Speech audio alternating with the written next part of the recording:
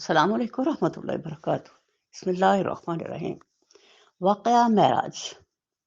بعثت نبی صلی اللہ علیہ وسلم کے 10ویں سال اسراء معراج کا واقعہ ہوا، جو اللہ تعالیٰ کی جناب سے دراصل ان تمام عالم و مصائب کا صلہ تھا جن سے رسول اللہ صلی اللہ علیہ وسلم کو دوچار ہونا پڑا تھا۔ ان تمام مصائب میں جو آپ صلی اللہ علیہ وسلم کو آئے، اللہ تعالیٰ نے اپنے حبیب کو یہ صلہ دیا کہ ان کو اپنی جناح میں بلند کر کے اپنے بہت قریب کیا اور اپنی رضا سے نوازا۔ سیدہ ام ہانی کے گھر سے اسراء کا آغاز ہوا، جہاں رسول اللہ صلی اللہ علیہ وسلم کو بسط حرام میں لایا گیا۔ حجر اسود اور حتیم میں کعبہ کے درمیان میں آپ صلی اللہ علیہ وسلم کے سینے مبارک کو چاک کرنے کا عمل کیا گیا۔ آپ صلی اللہ علیہ وسلم کے قلب کو نکال کر زمزم کے مقدس پانی سے دھویا گیا۔ اس کے بعد ایمان و حکمت سے بھرا ہوا ایک تھال لیا گیا، جو آپ صلی اللہ علیہ وسلم کے قلب کو اس ایمان کی حکمت سے بھرا اور آپ صلی اللہ علیہ وسلم قلب کو واپس اسی جگہ رکھ دیا۔ ایک براق نامی جانور لایا گیا، جس پر سوار ہو کر آپ صلی اللہ علیہ وسلم بیت المقدس کو روانہ ہو گئے۔ براق کو مسجد کے دروازے کے کنڈے کے ساتھ باندھ دیا۔ آپ صلی اللہ علیہ وسلم نے مسجد میں داخل ہو کر نماز پڑھی۔ پھر آپ صلی اللہ علیہ وسلم براق پر سوار ہوئے۔ ایک جگہ آپ صلی اللہ علیہ وسلم نے کھجوروں کے باغ دیکھے۔ آپ صلی اللہ علیہ وسلم سے کہا گیا، یہاں آپ نماز پڑھیں۔ یہ جگہ مدینہ منورہ تھی۔ پھر آپ صلی اللہ علیہ وسلم براق پر سوار ہوئے۔ آپ صلی اللہ علیہ وسلم نے ایک سفید زمین دیکھی۔ آپ کو کہا گیا، یہاں بھی نماز پڑھیں۔ یہ جگہ مدین تھی۔ پھر آپ صلی اللہ علیہ وسلم کو بیت لحم پر بھی نماز پڑھنے کو کہا گیا۔ پھر آپ کو طور سینہ لے جایا گیا۔ آپ صلی اللہ علیہ وسلم نے وہاں بھی نماز پڑھی۔ آپ صلی اللہ علیہ وسلم کا گزر ایسے کھیت سے ہوا جہاں لوگ اسے کاٹتے تھے اور وہ پھر ویسے ہی ہو جاتا۔ آپ صلی اللہ علیہ وسلم نے جبریل سے پوچھا، یہ کون لوگ ہیں؟ جواب دیا، یہ اللہ کی راہ میں جہاد کرنے والے ہیں، جن کی نیکیاں قیامت تک بڑھتی رہتی ہیں۔ آپ صلی اللہ علیہ وسلم کا گزر ایک ایسی قوم سے ہوا جن کے سر پتھر سے کچلے جا رہے تھے۔ آپ نے جبریل علیہ السلام سے پوچھا، یہ کون ہیں؟ انہوں نے فرمایا، یہ وہ ہیں جن کے سر فرض نماز کے وقت بھاری ہو جاتے ہیں۔ آپ صلی اللہ علیہ وسلم کا گزر ایک ایسی قوم سے ہوا جو جہنم کے پتھر اور انگارے کھا رہے تھے۔ استغفر اللہ۔ آپ صلی اللہ علیہ وسلم نے پوچھا تو جواب ملا، یہ وہ لوگ ہیں جو زکوٰۃ نہ دیتے تھے۔ آپ صلی اللہ علیہ وسلم نے کچھ لوگوں کو دیکھا جن کے سامنے 2 ہانڈیاں ہیں، وہ پاک کھانا چھوڑ کر ناپاک کھانا کھا رہے ہیں۔ جبریل نے بتایا کہ یہ وہ لوگ ہیں جو اپنی حلال بیویاں چھوڑ کر غلط ناجائز تعلقات رکھتے ہیں۔ آپ صلی اللہ علیہ وسلم نے ایک ایسی لکڑی دیکھی جو لوگوں کو تکلیف دے کر زخمی کر رہی تھی۔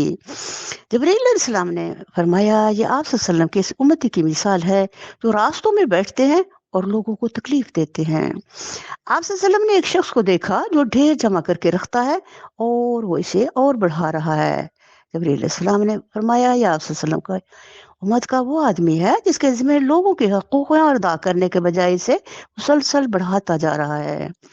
آپ صلی اللہ علیہ وسلم نے ایک جماعت کو دیکھا جن کی زبانیں اور ہونٹ لوہے کی تھیں اور کاٹی جا رہی تھیں۔ بتایا گیا، یہ خطیب اور واعظ ہیں جو فتنے پر مبنی خطبات دیتے تھے۔ آپ صلی اللہ علیہ وسلم نے دیکھا ایک چھوٹے سے پتھر کے سوراخ سے بیل نکلا ہے اور وہ واپس جانا چاہ رہا ہے لیکن جا نہیں ہو رہا۔ پوچھا، یہ کیا ہے؟ حضرت جبریل نے بتایا، یہ وہ شخص ہے جو بڑا بول دیتا ہے لیکن باوجود شرمندگی کے بات کو واپس نہیں کر سکتا۔ پھر آپ کو ایک وادی میں لے گئے جہاں راحت و سکون کی مبارک صدائیں سنائی دیں۔ فرمایا گیا، یہ جنت کی آواز ہے جو کہہ رہی ہے، میرا رب مجھ سے وعدہ پورا کر لے، میرے اندر ریشم، دودھ، شراب، شہد، سونا، چاندی کی کثرت ہوگی۔ اس پر جنت کو کہا گیا، جو کوئی بھی مجھ پر ایمان لائے گا اور اعمال صالح کرے گا وہ تجھ میں داخل ہوگا۔ جس کے دل میں میرا خوف ہے وہ خوف سے محفوظ ہے۔ جو مجھ سے سوال کرتا ہے وہ مجھ سے محروم نہیں رہتا۔ جو مجھے قرض دیتا ہے میں اسے بدلہ دیتا ہوں۔ جو مجھ پر توکل کرتا ہے میں اسے کفایت کرتا ہوں۔ میں سچا معبود ہوں، میرے سوا کوئی معبود نہیں۔ یہ سن کر جنت نے کہا، میں خوش ہو گئی۔ اس کے بعد آپ صلی اللہ علیہ وسلم کا گزر ایک ایسی وادی سے ہوا جہاں گندی خبیث لو آ رہی تھی۔ بتایا گیا، یہ جہنم کی آواز ہے جو کہہ رہی ہے، میرے اندر آگ، خون، پیپ، زخم کی کثرت ہوگی۔ استغفر اللہ۔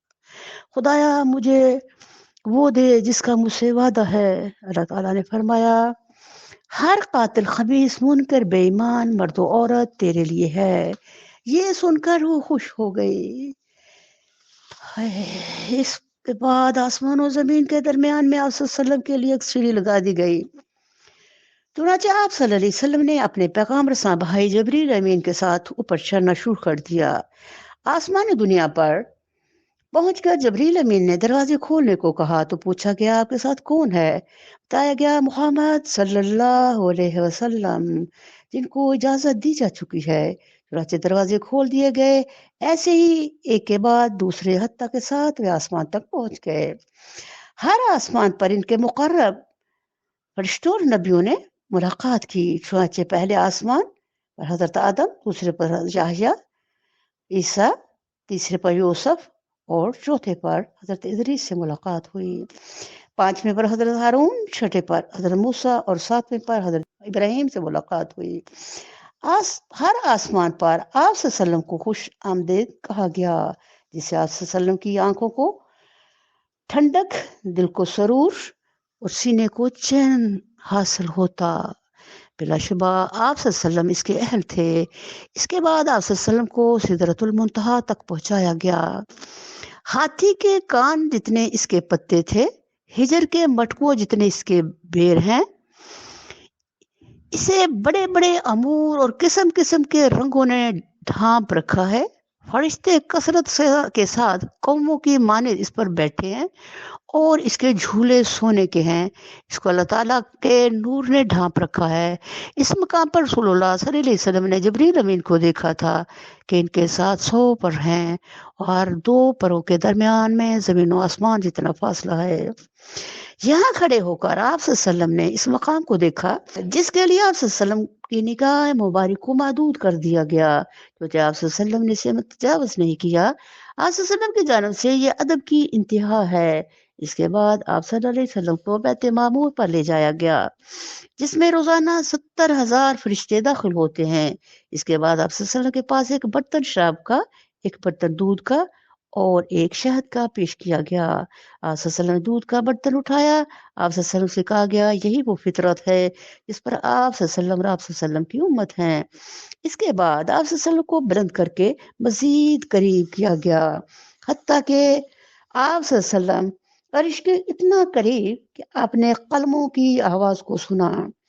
وہی آپ کو سورہ بقرہ کی آخری 2 آیات عطا کی گئیں۔ اللہ تعالیٰ نے آپ کو اپنے قرب سے نواز کر ہم کلامی سے مشرف فرمایا۔